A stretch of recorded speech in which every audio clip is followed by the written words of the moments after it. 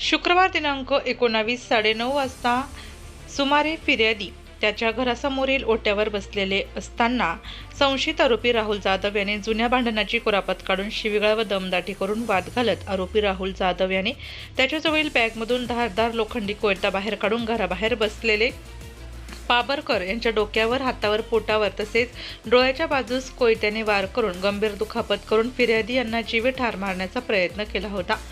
या प्रकरणी संशयित राहुल जाधव यावर सातपूर पोलीस ठाण्यात गुन्हा दाखल केला होता।